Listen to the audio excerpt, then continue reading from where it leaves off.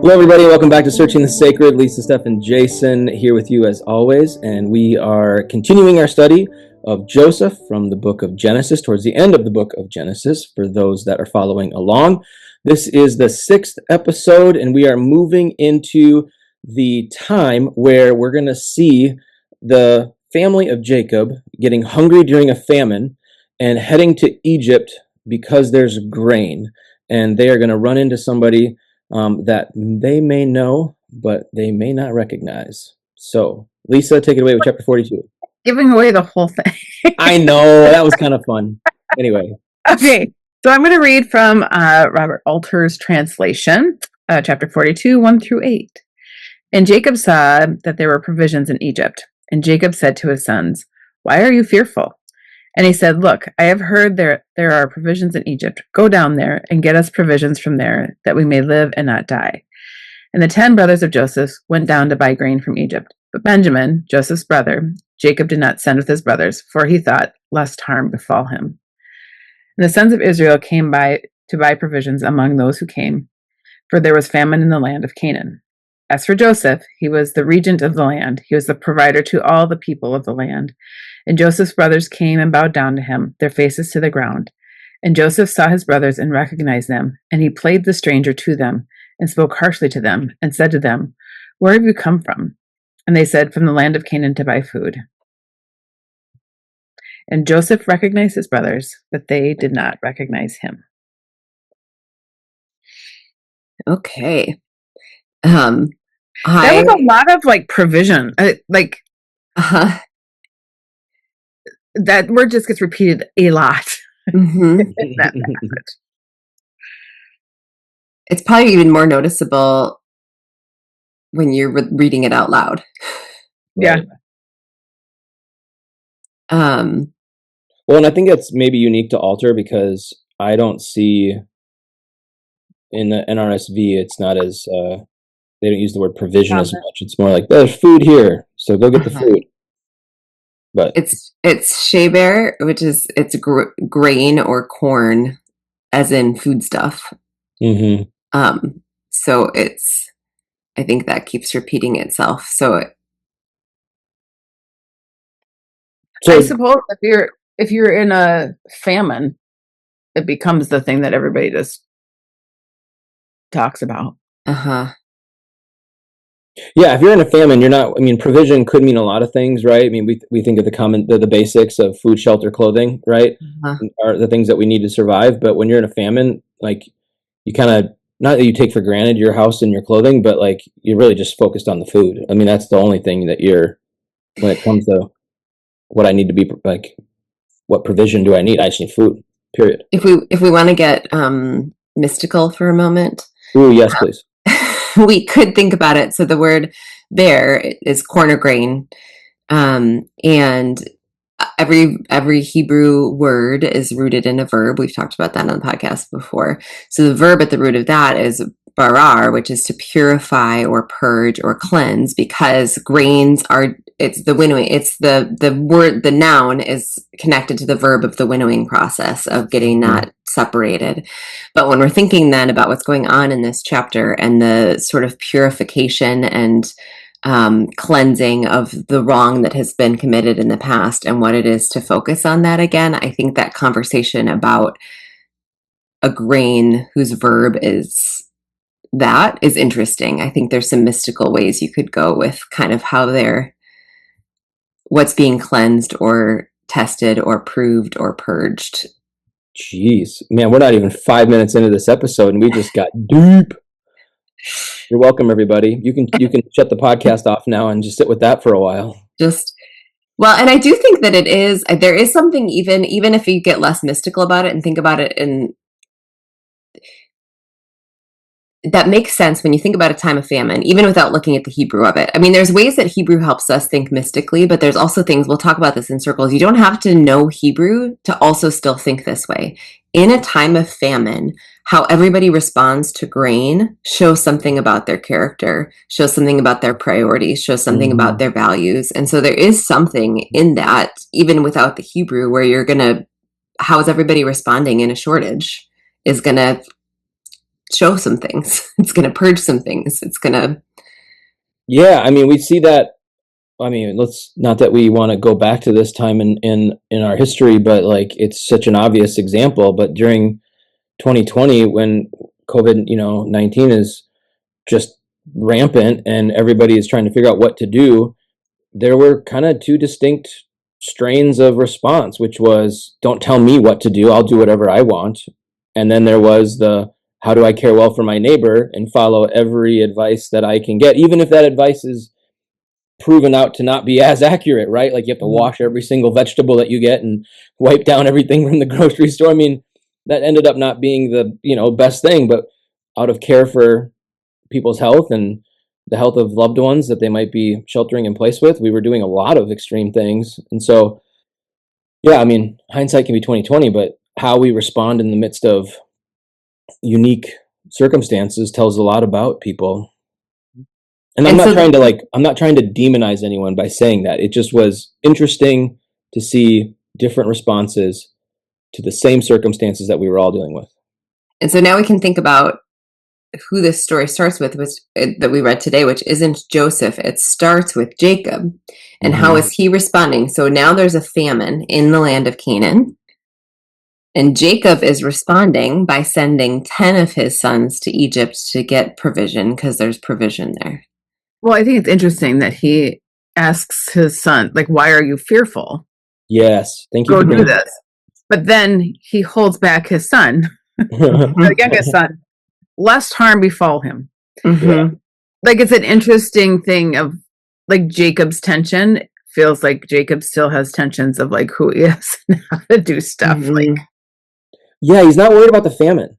He's like, hey, it's gonna be fine. Like, why are you fearful? Like, we're gonna get food. That's not a big deal.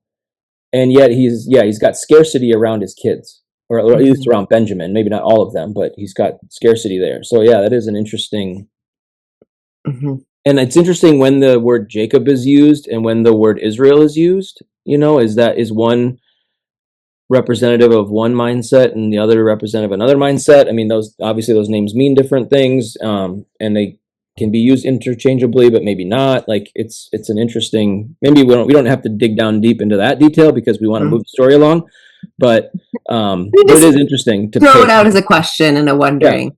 Yeah. And I think it's also interesting to me that Alter translates that as fearful, because my translation says, why are you looking at one another? Because the word is ra'ah. Yes. And there's this way that the word to see and the word to fear are related. Like there are ways the form of both words can end up the same, and the translators have to choose, is this a conversation about fear or is it a conversation about seeing? And I think according to what Lisa just said, we can also see it's both. Yeah. What you're seeing and what's important to you determines what you're afraid of. So Jacob's looking at the famine. He's like, there's no reason to be afraid of the famine. God provides. But he's looking at his son and the fact that he lost his son. And he's like, this is where I'm afraid. Yeah. Because when I see Benjamin, I remember the loss of Rachel. I remember the loss of Joseph. That's too much for me. So when I see that, that's where I have my fear. Yep. Just because we are doing kind of some Hebrew rooting, whatnot. Alter is very smart. Yeah. In his translation. So he notes why he did that. And so he's doing, he's rooting it differently because he's deriving it based on the Targum, from the root meaning to fear. So the Yud and the Resh. He's like, most people do it out of the Ra, but there's something in dropping the Yud. Well, he says it can be elided. I'm not sure what elided means. I don't know either, but I do know that same thing happens in 1 Kings 19. So if anyone wants to go on a deep Bible dive to look at this, some translations talk about Elijah being afraid, and some translations talk about when Elijah sees, because the same thing is happening. There's a particular form of the word to see that looks like the word to fear. And they're having to do that translation work with the asterisk in the commentary. Which one is this actually rooted in and why? Because the particular form of the word, it could be either thing. And I personally like the mystical of the connection between the two, because in my own life, what I see and what I fear are very connected to each other, and Oh, it yeah, doesn't of seem course. accidental to me. I mean, that's why I don't watch horror movies. Mm. Yeah. I did have a moment when I was gosh, I had like a young kid, and my husband was on a business trip, and I decided, this is like before streaming was what it is now. I had like cable TV on, and I watched a marathon set of the show Criminal Minds. Like I watched like 4 episodes in a row, and then I went to bed, and I was like, that is the dumbest thing I have ever done. Like I am alone with a small child, and I just watched 4. That was the last time I watched Criminal Minds. I was like, I am done. Yeah, I can't watch that show I anymore, know. because what I saw and what I feared was now very Oh, yeah. connected. Yeah, I had to stop watching Law and Order SVU, the Special Victims Unit, because it was just like, oh, there's too many kids that are Yeah. getting harmed. I can't do it anymore. But I do think it's interesting to me then to think about these family dynamics, because we've talked about that in other episodes, that Jacob doesn't seem to be afraid for 10 of his sons. Right. And what does it feel like to be the Benjamin, and what does it feel like to be those brothers where he's like, you guys should just go, but Benjamin's not going? Like, how does it feel like to be Benjamin? What does it feel like to be the other brothers Yeah. who are sent? Well, how old do we think Benjamin was at this point? I mean, he's old enough to go, obviously, right? Because I mean, not to Yeah. fast forward the story, but he is going to go later on. So it's not like he's a toddler. It's not like he's 8 or 9, and like a long journey would be hard and annoying for the older brothers. Like, he's It's been a while, so yeah, he's probably in his adult. 20s, right? He's like a teenager. He's in his 20s, probably. I mean, we're talking like 7 years of famine, and then, or 7 years of abundance followed by 7 years of famine. So like at some level, we're at least 7, 8, 9, 10 years removed from when Joseph is sent to Egypt, because he's in Potiphar's house, he's in prison, he's now through the 7 years of abundance, and they're into the famine. So we're probably 10 years or more into Egypt, and I mean, to the point where his brothers won't recognize him. Which, I mean, for very, that I mean, I don't, that could be for a lot of reasons, but regardless, it's been enough Well, he time. spent 2 years incarcerated. I don't. Right. I'll speak for the folks that I know who have moved from like Stillwater to Moose Lake, which are 2 different prisons in Minnesota. Stillwater was one of our max, and then Moose is a medium. And the difference in like what happens at Moose is they can get outside and they can walk more and be like, they get more activity and they get more sun. And they look like completely different humans. It's the stark contrast that happens in those things. So I think when they last saw him, he's gone through all of that and then also made like this comeback of abundance. Yeah. And he's a different person in so many ways. And they believe he's dead. Yeah, and they believe he's dead. So yeah, you might not there's no reason to think they would think he'd be scraggly probably, and like what they would expect if they were to actually encounter him. Yeah. I mean, this happens like, okay, if I'm I think that we probably don't recognize how easy it would be for us to be Joseph's brothers in this story. We're like, how did they not recognize him? But the amount of changes that he has had, we've probably had circumstances where we bump into somebody. Oh, for sure. From like high school or something, like 20 years removed. And it's somebody we should know, and we can't remember their name, or they're just like, this is dramatic changes, because he's also like, he's had a journey. He was a slave. He rose up in Potiphar's house. Then he was imprisoned for several years. Then he rose up in Pharaoh's house. Because he's a leader in Pharaoh's house, we can assume he's dressed like an Egyptian leadership. So he's also just culturally looking very different. His hair is going to be different. His dress is going to be different. His jewelry is going to be different. Yeah. I mean, honestly, when someone shaves their beard, right?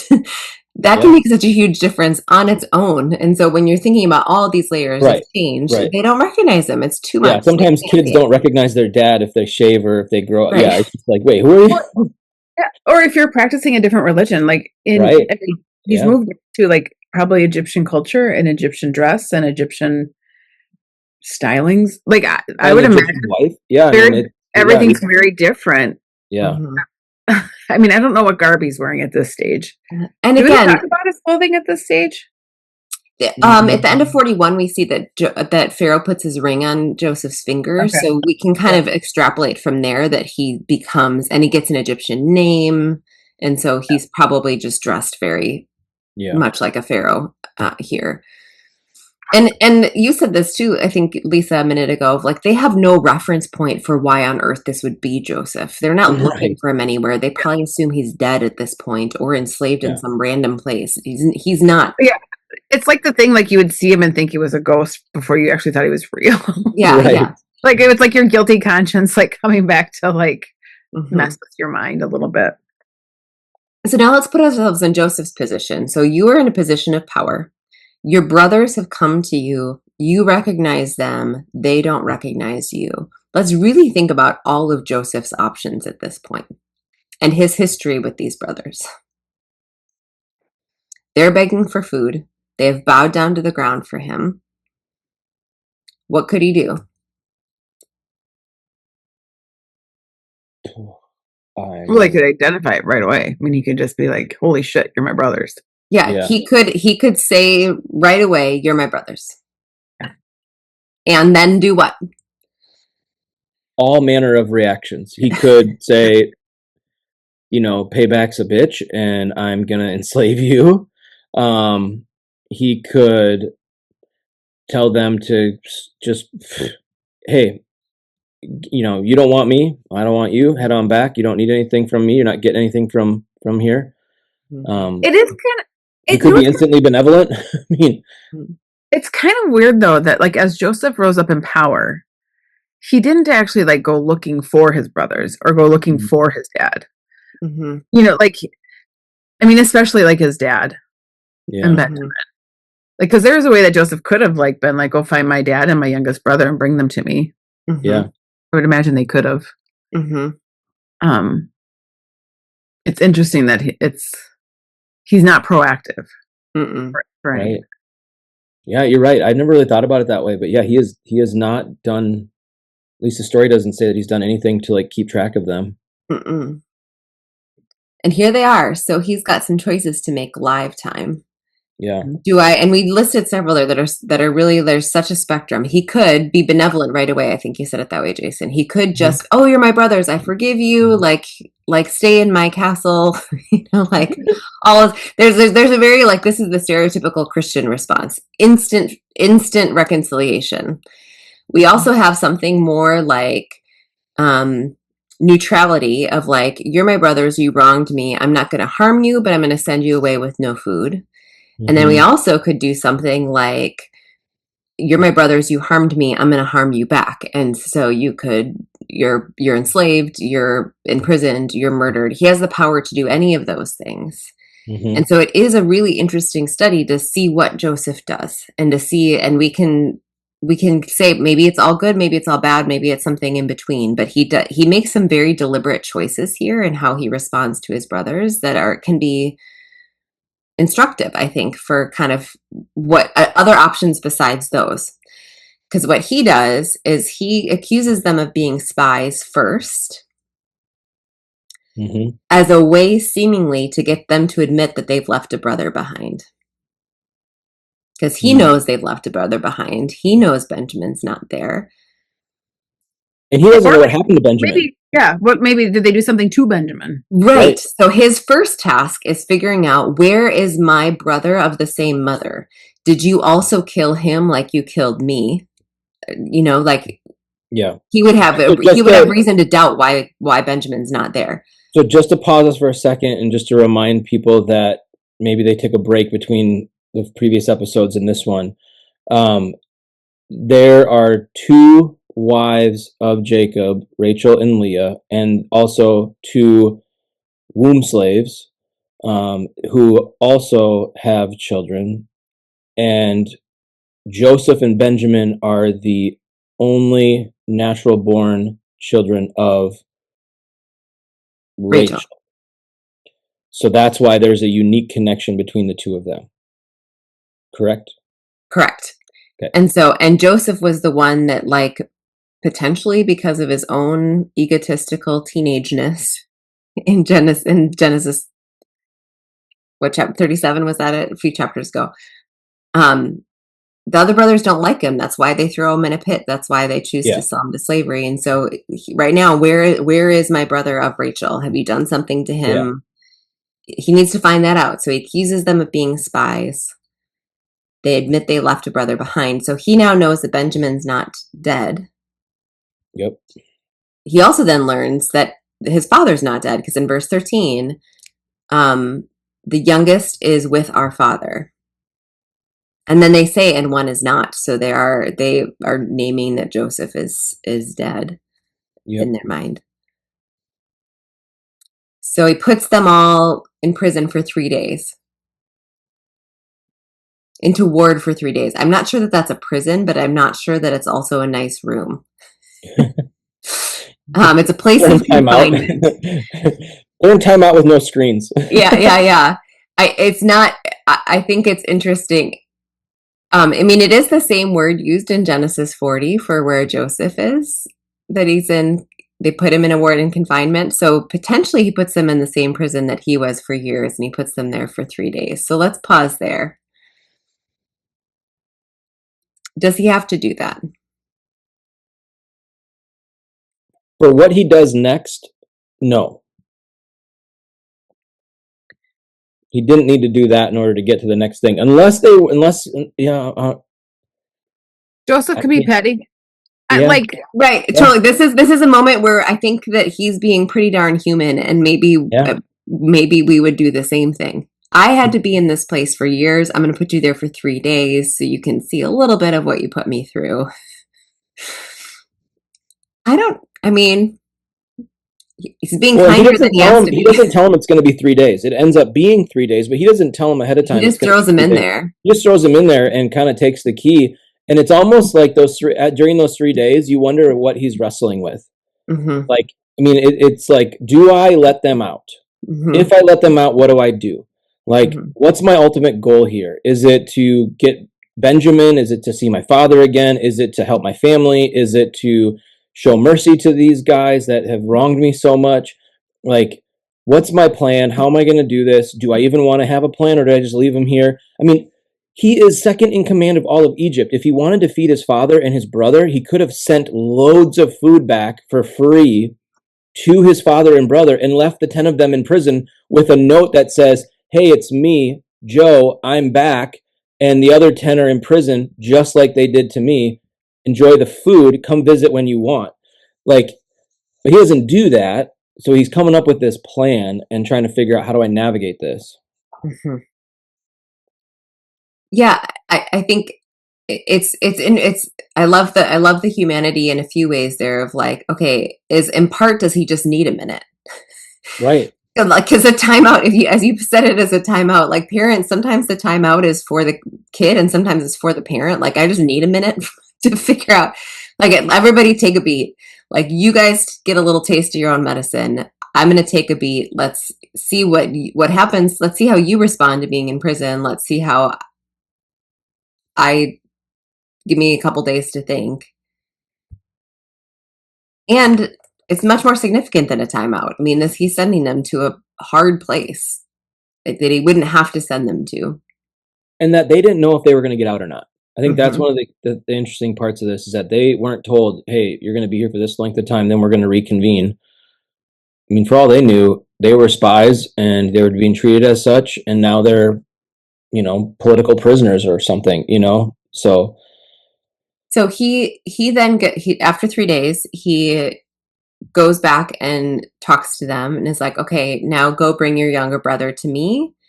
And they talk to each other, but he's been using an interpreter. So that's another reason they don't recognize him, is they don't know that he can understand them. And Reuben speaks up and says, didn't I tell you not to hurt Joseph? Basically, like, this is our revenge. This is his blood. Like, this is going badly because of that thing we did a long time ago. Joseph hears that. Joseph starts weeping at that point because he's seeing one of his brothers sort of understanding that they did something wrong. So this is the beginning of him seeing like, oh, okay, Reuben is speaking about that still. He hasn't forgotten what they did. He's saying that's a part of what's required. Then he comes back and he takes Simeon and he binds his brother Simeon and says, Simeon will stay prisoner here until you go back to get your other brother. So if you bring your other brother back, I will release Simeon. Then he sends them away, but they gave him money they give Joseph money for food. Joseph gives them food, sends them away, and they realize on their way home that their money is still in their sacks. So they have food and they have money. They're just missing a brother. This, to me, this is Joseph's test number one. Because what could they choose right now? They could choose to abandon another brother and say, well, we got the money and the food. Let's just leave it at that. One brother down, but we got what we're looking for, and we're not even down money from it. They could choose to go home and never return. They do tell their dad that, like, hey, they tell their dad the whole story. We went, we have food, our money was returned. They imprisoned Simeon because they want us to send Benjamin. His father then at the end of that says, you're not going back.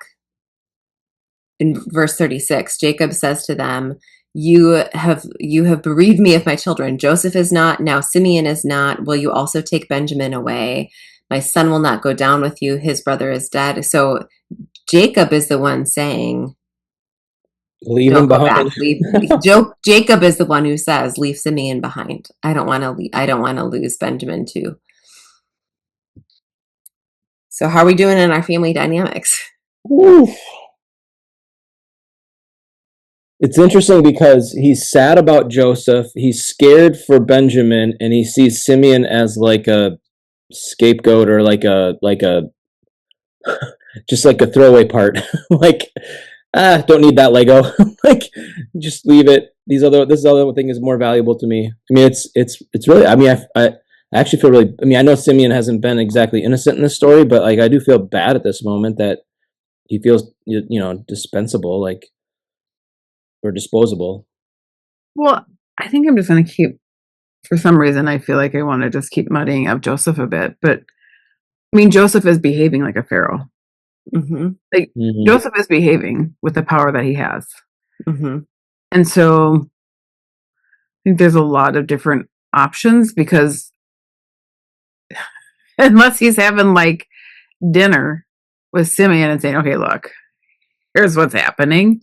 Like Mm-hmm. Simeon is being held for a significant amount of time. Mm-hmm. Yeah.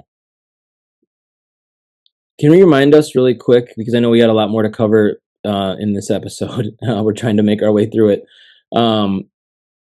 What was Simeon's role earlier, like in the Joseph? He didn't do anything benevolent in any way, shape, or form. But was he one of the ringleaders that was like? He's not named. Okay. And It's more so Judah and Reuben that were. he is, when we are back in this is in chapter 37. His brothers are feeding the flock in Shechem. Joseph goes. And so the brothers, Simeon is there. We know he's Mhm. there. But then Reuben's the one who is speaking up and saying, don't kill him. And then when Ishmaelites come along, Judah is the one who says, what's profit to us if we can kill him and conceal his blood? Let's sell him into slavery. So Reuben and Judah are the ones who are named in that Okay. passage. And otherwise it's the brothers. Okay. So nothing unique about Simeon being the one. But maybe there's something not named there. Maybe Simeon was the one who was like the most violent. And we do see Simeon is violent in the story of Dinah. And Right. so there is connection to make Simeon to wonder what Simeon was like. Right.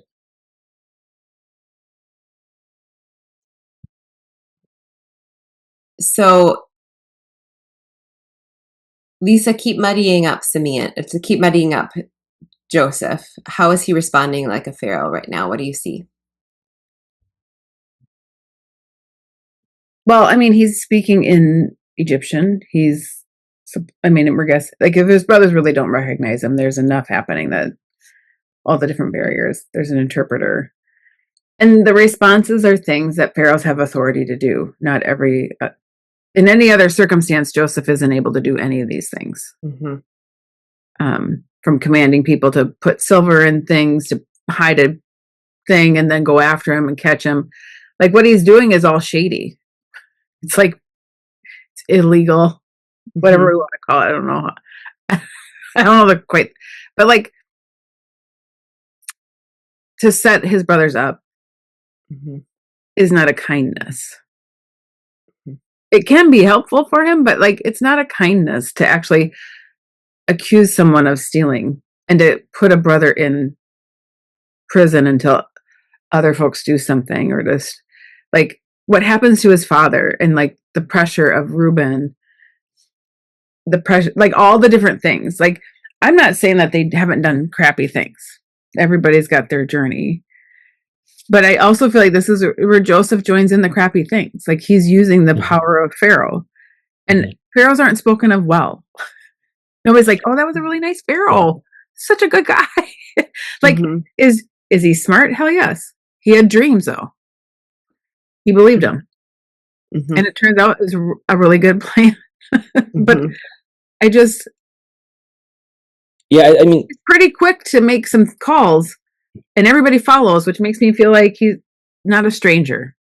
Well, I think it's this thing that we do with stories, especially in the Bible, but also just like in real life, is when we think of someone as the good person in the story, the person we're rooting for, everything that happens to them that is hard, like for them, like they're experiencing pain, we have like almost like a felt empathy. Like, I feel bad for that happening. Like, he gets thrown in a pit, he gets sold into slavery, he gets falsely accused of a crime, he gets imprisoned, and then his brothers show up, and it's all like, we feel all of that as if like we have empathy towards it, we understand it. Not like, obviously we don't all understand what it means to go through those things, but like we believe the hardship is real.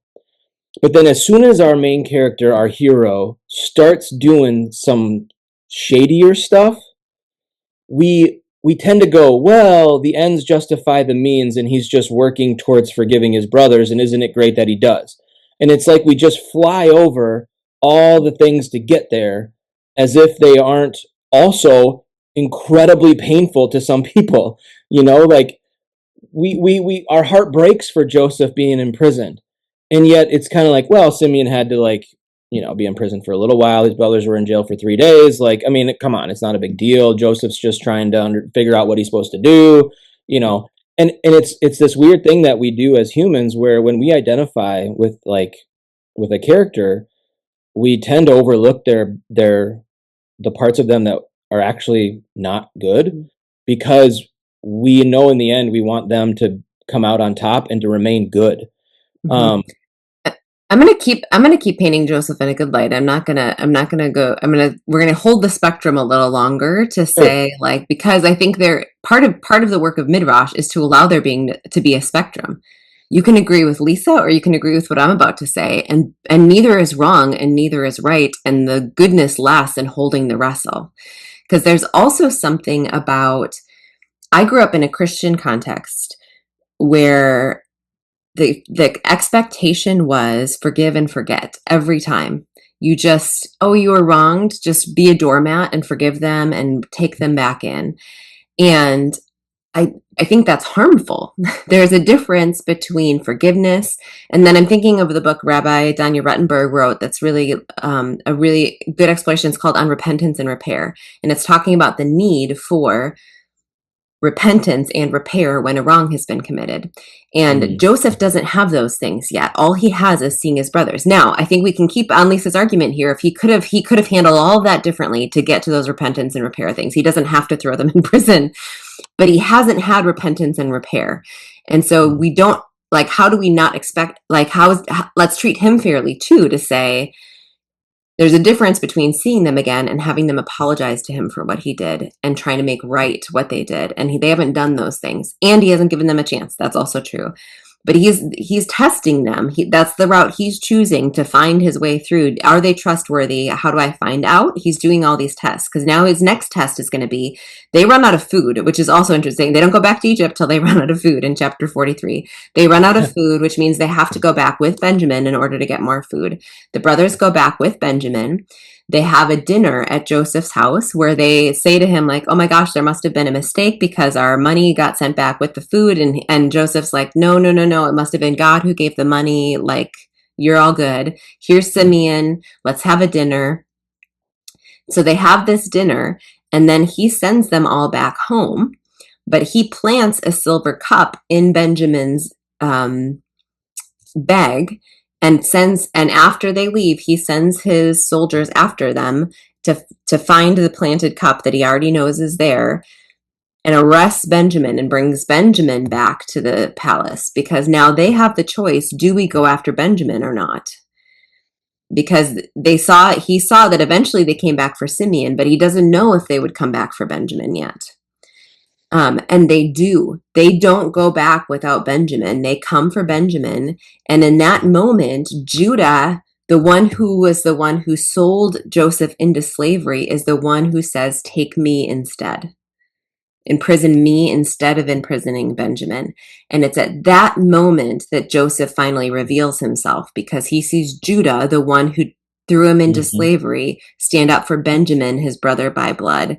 And so he knows something has happened that might allow for that repentance and repair work because of that particular moment in time is when he decides to out himself. And so there's something to the intelligence. I do appreciate the tests he's giving and what it shows and their strategic value. And I like setting up the spectrum where we're like, but also he's maybe abusing his power. Like, well, what? He is certainly traumatizing every brother. Like, to be like, literally, Benjamin is being accused of theft from a pharaoh and being dragged away from his family. That is, that is not just screwing around. Like, that's like the fear and the pain and all the things that happen. It's just that how horrific for Benjamin and Jacob, and the brother, like Jacob everyone, really, but like Jacob everybody. Really catches this, Jacob's, I mean, like, this is Jacob's worst fear. Yeah. This is the one thing he was scared of, is losing Benjamin, and now Joseph's using that to figure. I mean, if we want to be benevolent, if we want to be kind to him, he's using it to try to figure out, like, okay, where are these guys at? But I mean, it's the person that's causing the most harm is Jacob, and the second person it's causing the most harm to. Well, the first one's Benjamin, the second one's Jacob, and then I guess mercifully the third is Judah. Like, which works out for everybody in the end. But man, there's a beautiful reflection by Tikva Frymer-Kensky, who wrote the book The Women of the Bible, on when she writes her chapter about Tamar, that the whole interaction that happened with Judah and Tamar in Genesis, it happened between selling Joseph into slavery and in this story, and that she gives Tamar credit for transforming Judah to be the kind of person who steps up in this circumstance. And I really like that. I really like thinking about, because he says that Tamar is more righteous than I. And in this story, he behaves righteously, whereas in the previous version of him before, Tamar did not. And so even as he's being traumatized and tested, we see that some sort of transformation has happened in Judah to be the kind of person who'd step up and who would say, take me instead. And for those of you that aren't familiar with the placement of that story, it actually lands awkwardly right in the middle of the Joseph saga. So like Mhm. we get the beginning of Joseph's story, we get this seemingly random story of Judah and Tamar that just kind of pops up and is really painful and awkward and unique. And then we go right back into Joseph's story. And so I have never put that together. I love that reflection or that midrash because it really makes sense that Of why it's then there in of chapter of 38. why is it there? Yeah, why is Mhm. it there? And then because Judah is going on a journey thanks to Tamar and her persistence, um, and that eventually leads to Judah willingness to sacrifice himself for his brother Benjamin. Mhm. Wow, And that's good. and Judah has lost 2 sons. Mhm. So Yeah. there is Judah has a lot of story Mhm. Yep. that we would hope he would be a different human by the time this rolls around. Mhm. Hmm. But Yeah, like, it's understanding being a father, understanding the humility Mhm. and righteousness and justice feels. Yeah. Mhm. But I feel like, and not unusual, like folks that do the work end up being really good humans. Mhm. Mm, If you don't do the work, but like Judah does the work, whatever yeah. that, like, however it comes to him, like he is transformed out of this person who did something horrific to his brother, and to take, like, there's so many different places that he did horrible Yeah. things. Mhm. But he kind of comes out in this moment. Yeah, and even as we like, it's one of the. I feel like we're starting to hit it. Like when we read the Bible and we allow it to be problematic at the same time as good, the way that we're like Mhm. drawing that spectrum for Joseph of like he's doing something strategic but he's also doing something harmful. It allows us all these different entry points to see the characters as human and to see things like their transformation. And when we're so focused on Joseph, we miss Judah's transformation.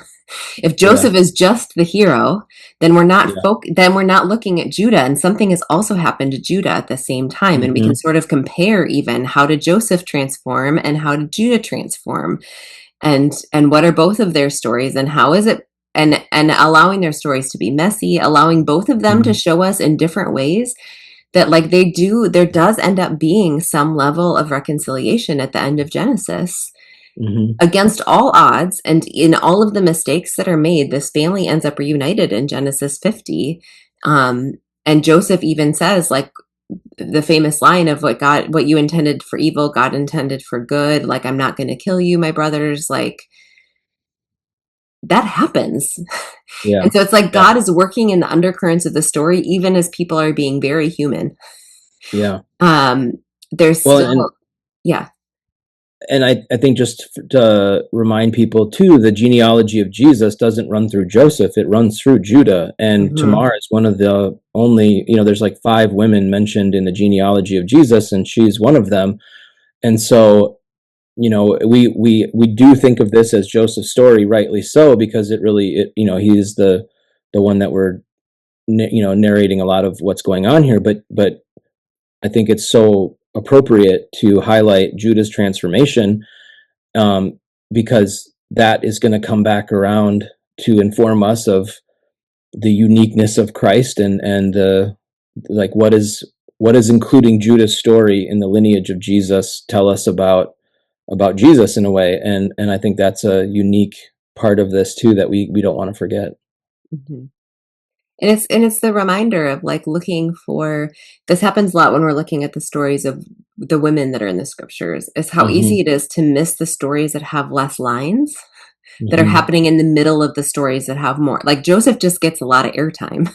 Yeah. He's chapter 37 to 50 of Genesis, basically. So it's easy to miss Judah and Tamar in the middle of that. It's easy to miss even Reuben and some of the things going on with Reuben. And so how do we keep being people who read all of the things going on, and all of the characters, and looking for the people who maybe even in just one or two lines something's happening because God's active there and God's active in the main character energy at the same time. Yeah. I think we've sort of been a little bit messy with Joseph here, and that's maybe a good lead in to what our next episode on Joseph will be, as we sort of let him be human. But I'm curious if there's any other sort of takeaway things from this long. I mean, for the listeners, if you want to read this is like a bunch of chapters of Genesis that we were trying to summarize. We're really looking at Genesis 42 through Genesis 47. So go read all 5 chapters if you want all of that. But like, yeah, what are we thinking and feeling about Joseph, about his brothers, about this sort of moment of reuniting after all these years?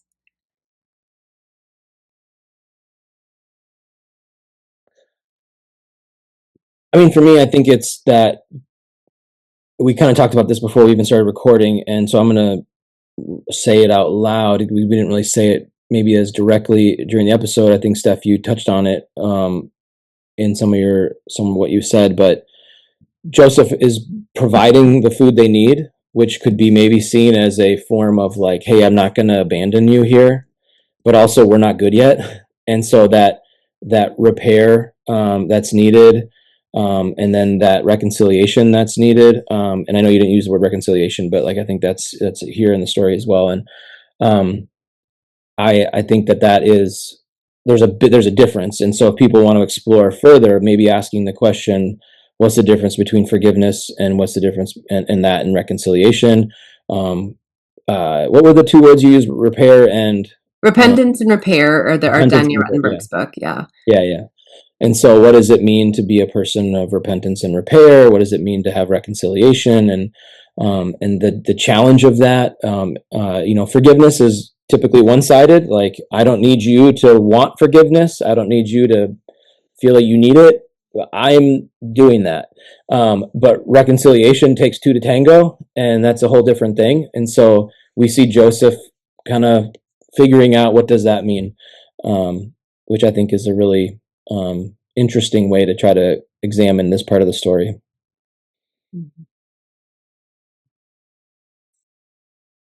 I'm probably like I don't think I've thought about like Joseph's tests as being harmful, but I think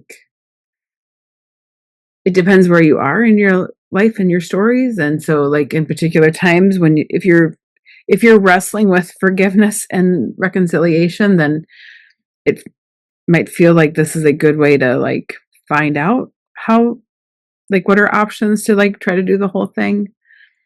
And but there is something though too about like doing more harm, and more harm doesn't necessarily help everybody. I like we don't get a ton of picture about who everybody is after this moment. Yeah, so like it's a painful story of family and relationships, and all in the midst of like crazy shit happening in the world. So maybe a cautionary tale along with helpful. Yeah, it's sort of like creating the spectrum, I think, gives us this ability to say, how can we both look at this story as that acknowledgement that I don't have to forgive and forget and like reconcile instantly. There's an acknowledgement of a process that's good. And how can I also be aware that not all processes are equal? And if I'm going to push to engage in a process of reconciliation with someone who has harmed me, how can I choose the least harmful path? How can I not create more harm in the path I choose towards that reconciliation? Because Joseph probably doesn't choose the best path here, even as he also chooses a path. He's abusing his power, and he's doing something understandable and maybe strategic and good in certain ways, while also creating more harm in other ways. And so how can we be aware of what path is towards love and not towards retribution, as we move to reconcile with people who have harmed us? Yeah. All right, well, let's close here and see what happens next with Joseph in another episode.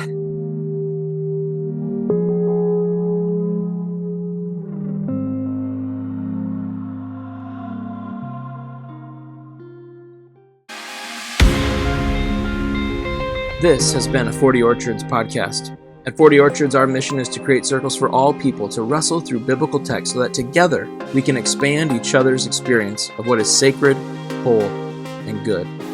We search through the lens of sacred possibility, assuming there is more to be discovered, questioned, and applied as we listen for how God is still speaking.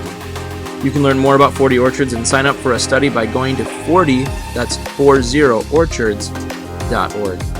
Our opening music is by Les FM. Our closing music is by NCR Music Vibes. Additional music is by 3 Music. Any references to books or other sources can be found in the show notes of this episode. Thank you for searching the sacred.